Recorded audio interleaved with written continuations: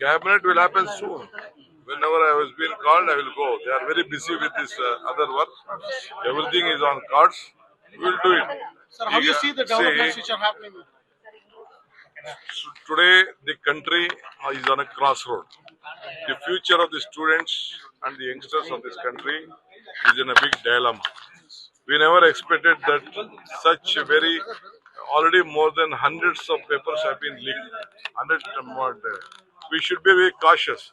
The Prime Minister has spoken today, but he should have spoken the very beginning itself. I appeal him. He should have taken up this. This is not an issue of any political party. This is the issue of the future of this country. The entire world is looking at the talent of this country. The talent, the youngsters, students of this country is very great high. Our students is being recognized all over the world. We want them to mark better for the betterment. They are the ambassadors of this nation. So we want their future is important. For every child, for every parent, the children education is very much important.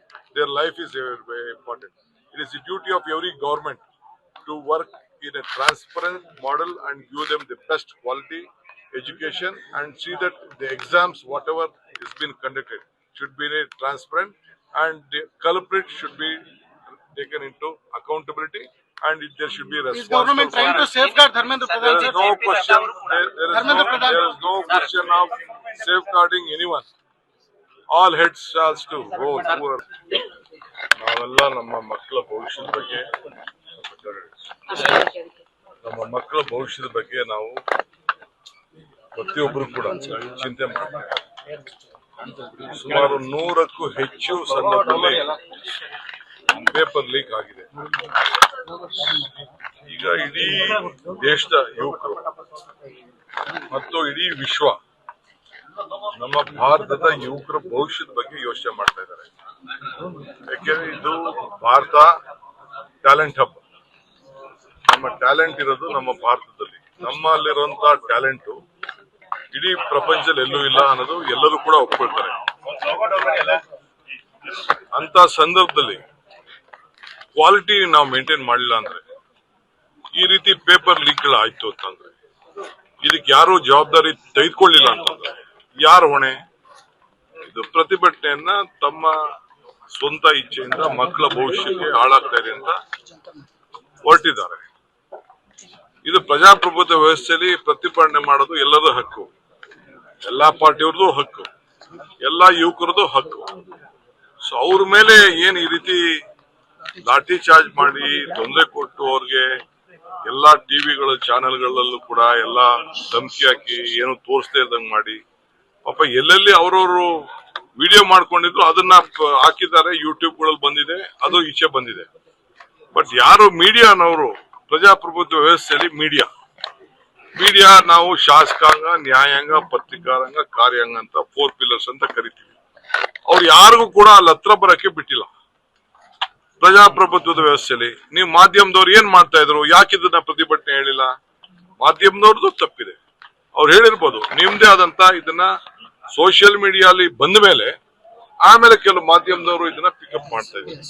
ದಯವಿಟ್ಟು ಇದು ಅವರ ಅಭಿಪ್ರಾಯ, ಜನರ ಅಭಿಪ್ರಾಯ. ಈಗ ಹೊಸ generation, ಹೊಸ ಭವಿಷ್ಯ.